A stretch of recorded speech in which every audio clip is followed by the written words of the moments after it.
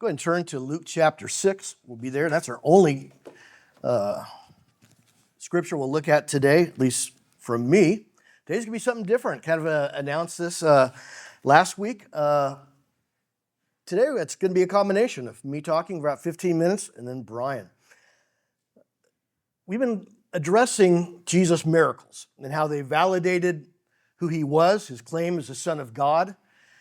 And then that trickled down to also validating exactly what he said and even the things that we disagree with or the things that we don't understand that he calls upon us to do. And one of the most challenging things is simply to do unto others as you would have them do unto you. This morning we're going to talk about respect and boundaries, how to do unto others the right way.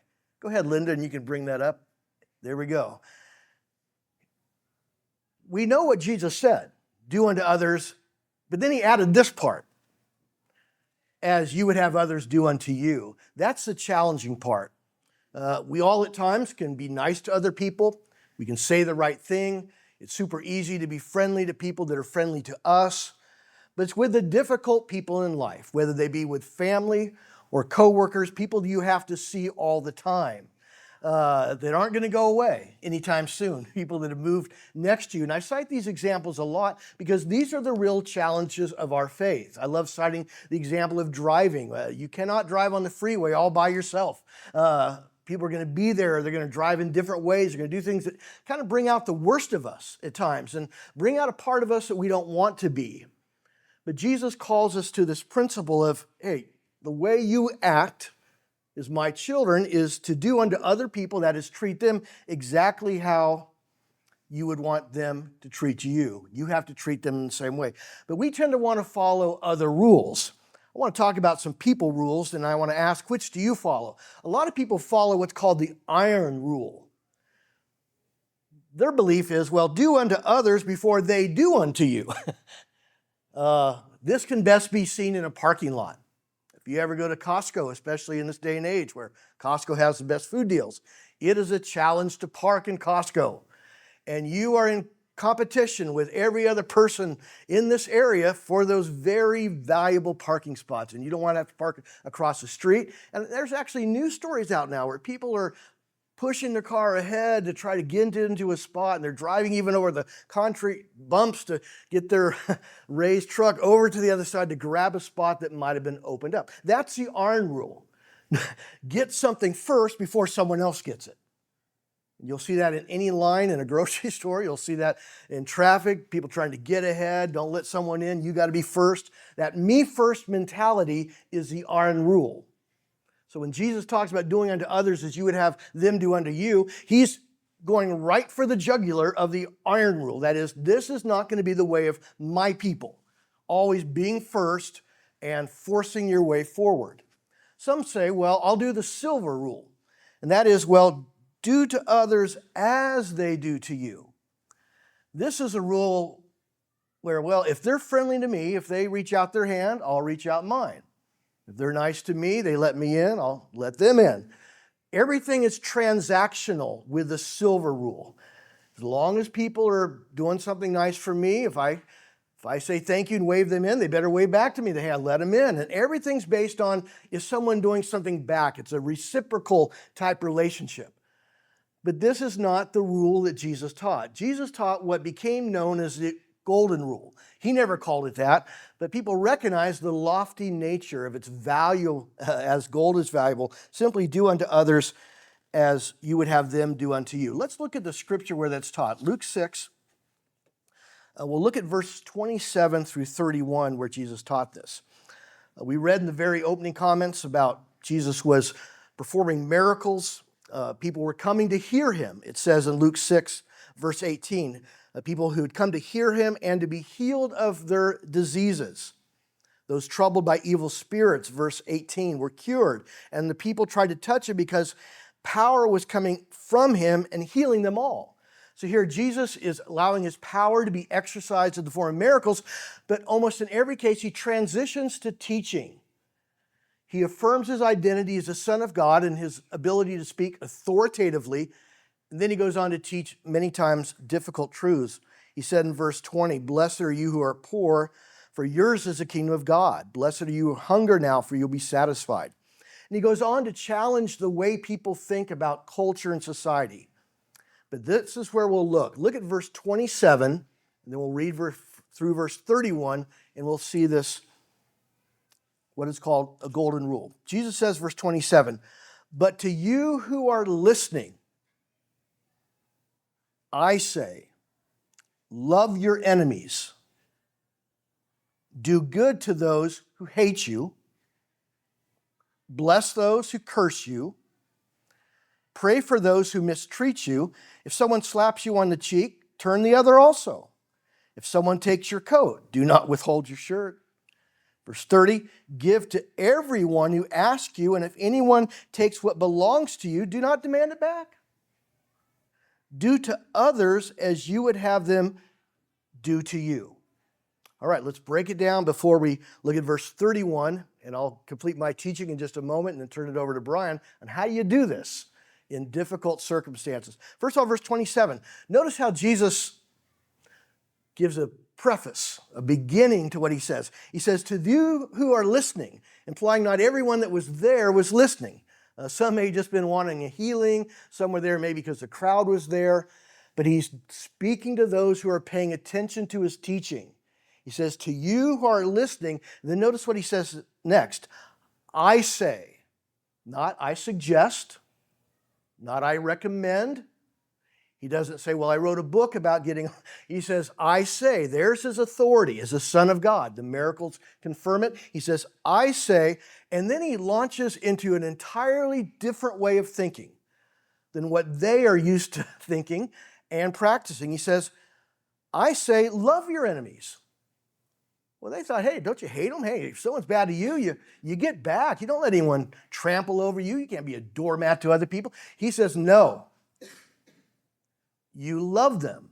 He doesn't say you have to like them. He says you love them, which means you treat them a certain way. You love your enemies. Then, in case someone missed the point, he's going, do good to those who what? Hate you. Hate can mean anything from love less to someone who just always seems to be out to get you. He says you do good for those people. Even those people at work that always are being critical of me and they're always fault-finding, yes. He says do good to those who hate you. For the people that seem to have some reason to have it out for you, do you love them or treat them right? He says, yeah.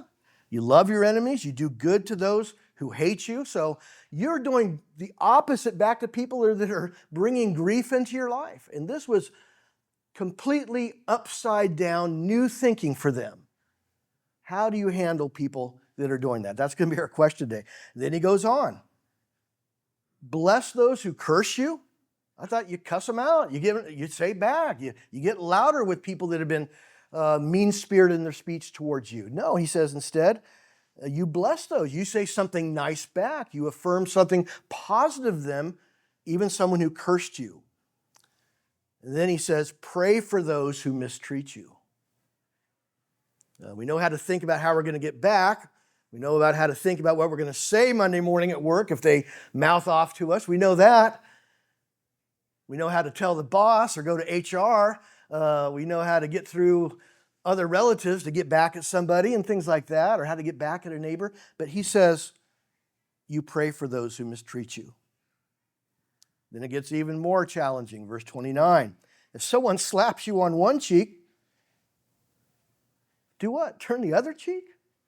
That's what he said. If someone takes your coat, do not withhold your shirt. That means they keep grabbing for clothing and they want to take some free clothes from you. You keep offering more. What? Give to everyone who asks. And if anyone takes what belongs to you, do not demand it back. So if someone takes my AirPods, I can imagine telling my students this. Someone takes your AirPods, offer them the case. Like, what? This is completely, again, upside down teaching. We'll talk about the point Jesus is making, but then the ultimate end is this point. Here's where Jesus is going. Do to others as you would have them do unto you. First of all, he's saying you treat the opposite. You treat people the opposite of the way maybe they expect to be treated, or the way you see people on TV treating people, or the way you read about people treated people on the news. You do the opposite. That's what believers are called to do. You do good for them when they do bad back for you. But what's the stuff about if someone takes what you have, don't even ask for it back? Don't even file a police report? Don't even try to get it back even though you see them walking down the street? This is most likely exaggeration on Jesus' part. Just like when he taught in the Sermon on the Mount, if your right eye offends you, if you're looking at the wrong stuff, what did he say? Cut it out. Well, he didn't intend for all men to walk around blind because they would have cut their eyes out in about 15 minutes. The point is this. That means you take care of things that are a problem. When he said if your right eye offends you, cut it out. You take serious steps to watch what you're taking in. And I believe Jesus is doing the same thing here. The point is, it's not always about your rights. It's not always about getting back. It's not always about things being even or getting it equal all the time. Christians live on a higher level. But again, he talked about people that are enemies, people that are difficult, people that have cursed us or mistreated us in some way. If Janet said something harsh to me, she never would. But I would probably take it pretty well because I know Janet loves me, she's nice about it, and she's always honest. Things like that, that's a little easier. But what if someone on the street? What if someone who kind of has it out for me at work, what if they start mistreating me? It feels a lot different. My first tendency is to avoid them. I don't even want to be around you if you said something to me or you offended me or hurt my feelings. Then I might try to say something back in a group meeting or a department meeting or something like that. Even with students, I'm tempted to get back at them. But a little jab, a little dig in front of their friends. And it's a battle, and it starts Monday when school starts. It's hard to do this. Let's look at some applications, and then we're going to go to Brian. Because if you want to think it's hard dealing with people, and you think you have some difficult people, just wait till he shares. Let's look at the applications. Linda, go ahead to the next one. First, it's true. The golden rule is easier to teach than to practice. I could teach on it all day. But to go do it Monday morning, that's going to be a real challenge. It's always easier to talk about something than to do it. It's also easy to make excuses for why you don't practice things. Well, that person just gets under my skin, or they've been talking trash about me for 5 years, and I'm not going to pray for them. There's nothing to pray about. Just let the Lord deal with them. We have all kinds of things where we're just frustrated. Our emotions are there. We're upset. The person themselves doesn't seem to deserve anything. You're just trying to get your job done. You're trying to be a good neighbor. We get triggered. All this will give us excuses. But what happened if you worked in an environment where every day you dealt with some of the most difficult people you'll ever have to deal with? That don't want to even be where they're at. They don't like you being the boss. They don't like you watching them. They don't like you telling them what to do. You don't like them getting, you don't like that person maybe getting you in trouble if you did something wrong, and they're just mad at life. They're mad at the world. If you got to know Brian Campos a little bit, he kind of works in an environment that may be like that. And as he's talked to me about his work in law enforcement, and working at the county jail, I thought he's probably got some good things to say about how you deal with difficult people because he deals with it all day. And I'm going to ask him to come up. Come on up, Brian. I just asked him, hey, Brian, I want you to prepare some thoughts. And I shared with him some of the verses we're going to be looking at. I thought he might share some of his background because we talked about a little bit about how to de-escalate conflict, how to avoid problems before they start, things like that. I thought better than me talking about it with my little silly high school students, maybe people that are incarcerated. That's a good example. If he can do it, I can do it. Go ahead, Brian. Thanks, John. So good morning, everyone. Like John said, my name is Brian. I've been coming here regularly for the last year, my wife and I. I work for the sheriff's office here in San Francisco, primarily in the county jail. County Jail 3, it's in San Bruno. It houses about 1,000 inmates from, different areas of life. When people hear that, they probably think about some of the more difficult parts of the job, dealing with people who are angry, people who are disrespectful, fights, arguments, and difficult situations. Yeah. And obviously, those things are part of the job. But one of the things working there has really taught me is that before anything else, I'm dealing with people, uh, people who have made mistakes, people who are angry, people who are scared, people who are hurting, people who are struggling with things that I may never really understand. And honestly, working in that environment has challenged me as a Christian because it's easy to talk about loving people when they're nice to you. It's easy to respect somebody when they're respecting you. But what happens when someone's angry at you? What happens when someone's disrespectful to you? What happens when somebody says something that really hurts you, that hits that spot? You never really think they're going to go to that area, but they do. That's when I think these teachings from Jesus become real. John was talking about the golden rule, Luke 6, verse 31. Jesus basically tells us to treat other people the way we would want to be treated. And we call that the golden rule. We probably all heard it. We just saw it right now. But the more I think about it, the more I realize how difficult that actually is. Because it's easy to treat somebody well when they're treating you well. If somebody is respectful to me, I'm probably going to be respectful to them. If somebody's kind to me, I'm probably going to be kind to them. But what about what they aren't? What about when somebody's yelling at you? When somebody insults you? What about when somebody treats you like you don't matter? That's where the golden rule becomes really difficult.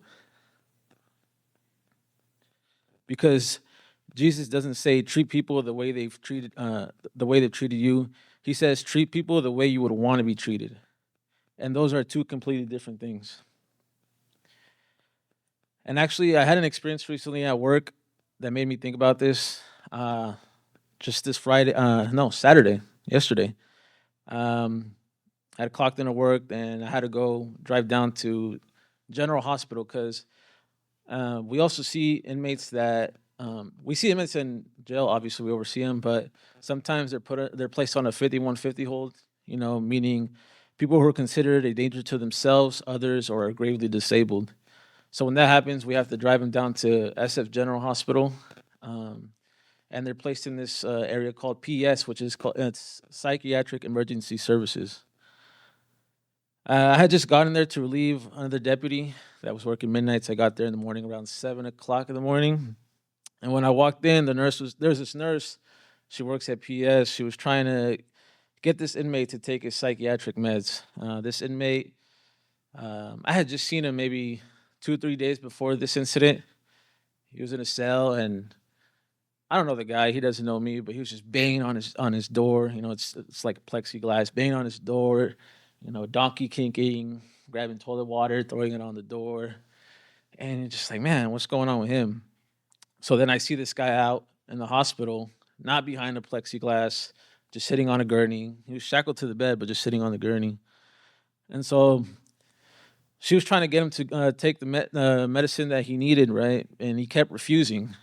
So then I figured I'd try to talk to him.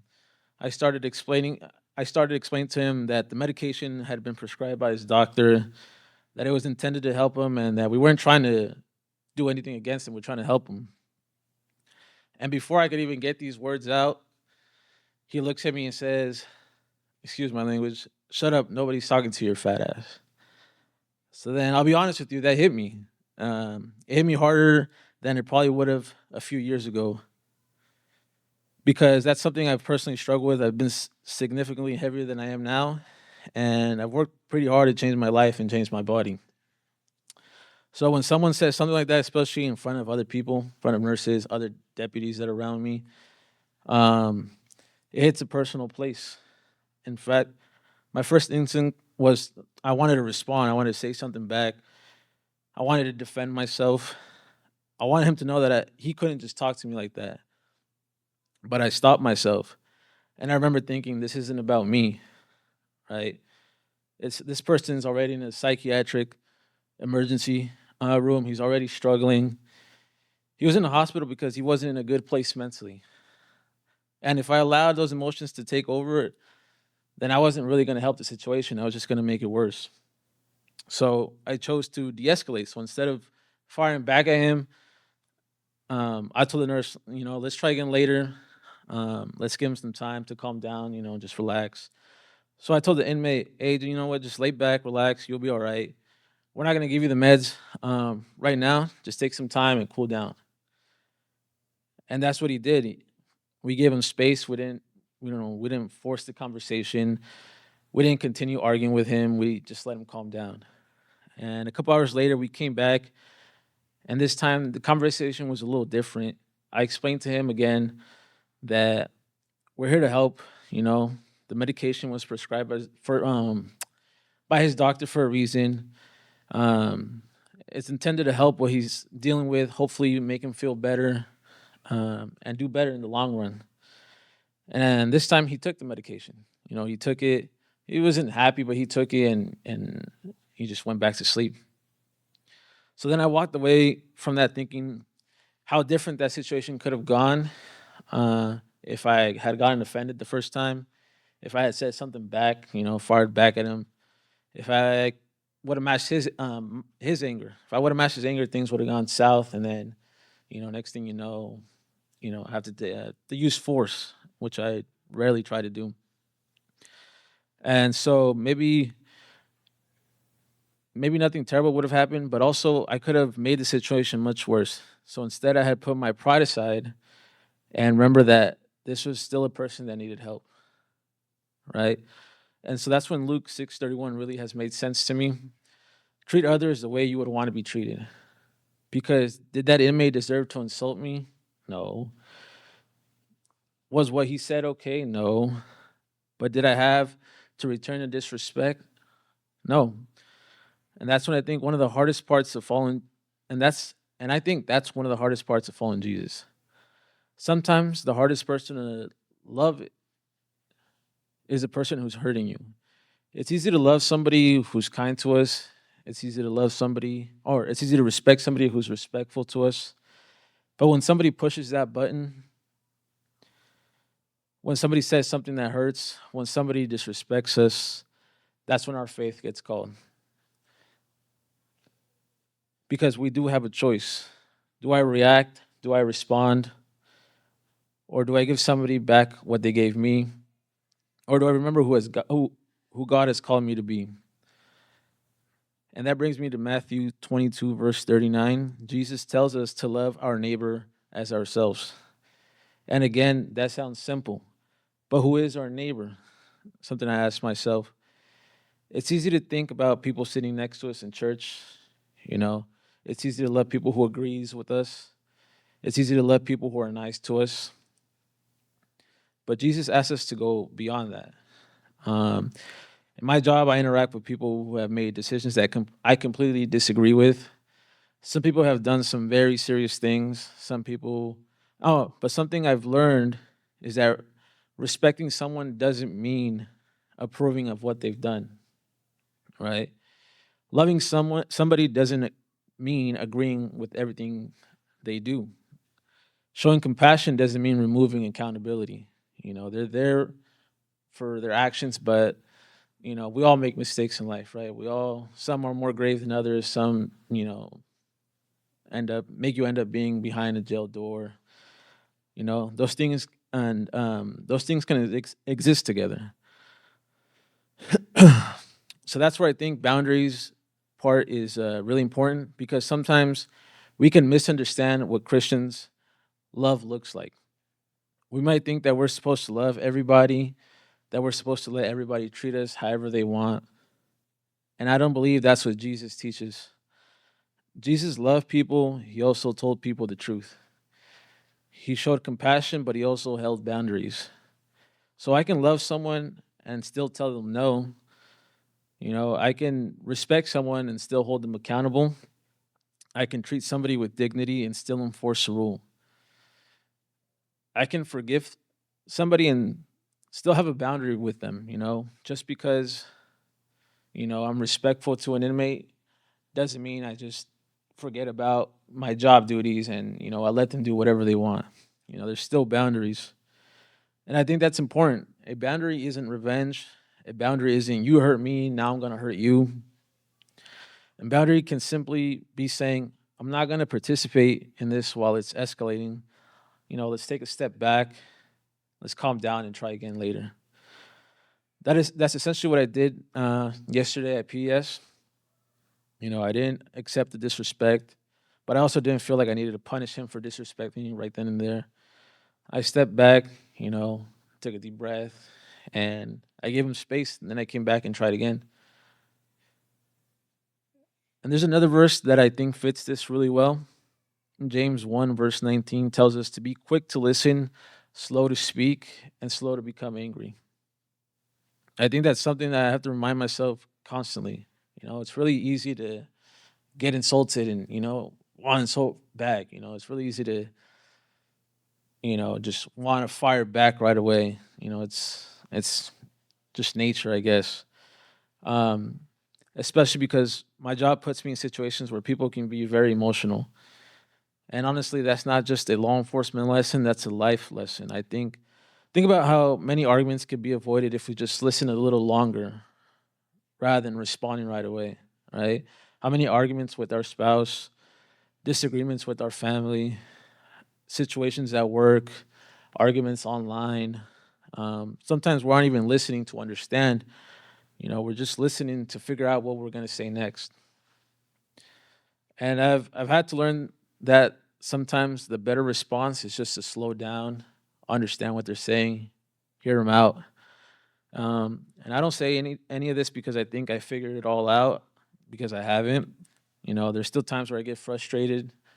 There's still things I take personally when they're said to me. And there's still times when somebody says something and my first reaction isn't what I wish it was. But I think that's part of following Christ, being a Christian. It's recognizing the areas where we need to grow. And for me, one thing I'm learning is the difference between reacting and responding. Reacting is letting um, somebody else's behavior determine my behavior, and responding is choosing how I'm going to act regardless of how somebody else acts. Like the inmate didn't get to decide how I was going to behave that day. His words didn't have to determine my words. His anger didn't have to become my anger. And I think that's something that all of us can apply to our own lives. Most of us aren't working, with in a psychiatric emergency room. We're not working in a county jail.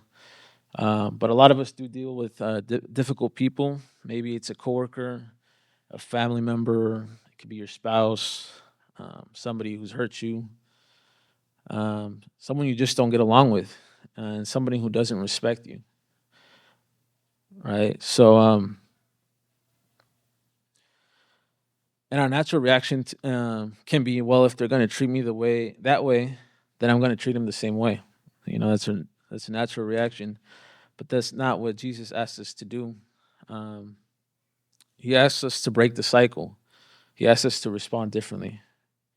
So I think the question for all of us is, how do we treat people when they give us a reason not to?